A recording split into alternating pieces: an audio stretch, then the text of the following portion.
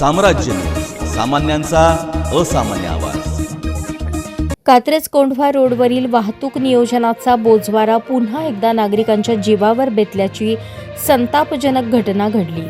Kondhwa road परिसरात छत्रपती शिवाजी महाराज पुतळ्याचे अनावरण दुपारी माननीय मुख्यमंत्र्यांच्या हस्ते होणार असल्याने वाहतूक तळ्याजवळ वळवण्यात आली होती. मात्र योग्य सूचना फलक, स्पष्ट मार्गदर्शन आणि वाहतूक नियंत्रणाच्या अभावामुळे एका निष्पाप जीवाला आपला प्राण गमवावा लागला. वाहतुकीचा अंदाज न आल्याने JSPM संस्थेत कार्यरत असलेल्या शिक्षिका रमाताई कापडी या भीषण अपघाताच्या बळी ठरल्या. कोंढवा रोडवरील अवजड वाहनांच्या गर्दीत त्यांची दुचाकी ट्रक खाली सापडली. अपघातानंतर परिसरात प्रचंड ट्रॅफिक जाम झाल्यामुळे रुग्णवाहिका आणि मदतकार्य वेळेत पोहोचू शकले नाही. घटनास्थळी मोठ्या प्रमाणावर रक्तस्राव झाल्याने उपचारापूर्वीच त्यांचे दुःखद निधन झाले. घटनेमुळे स्थानिक नागरिकांमध्ये तीव्र संतापाची लाट उसळली आहे. कार्यक्रमासाठी रस्ता वळवायचा असेल तर आधीच योग्य नियोजन आणि पर्यायी मार्गांची स्पष्ट माहिती आणि प्रत्यक्ष मैदानात सक्षम वाहतूक व्यवस्था असणे आवश्यक असते.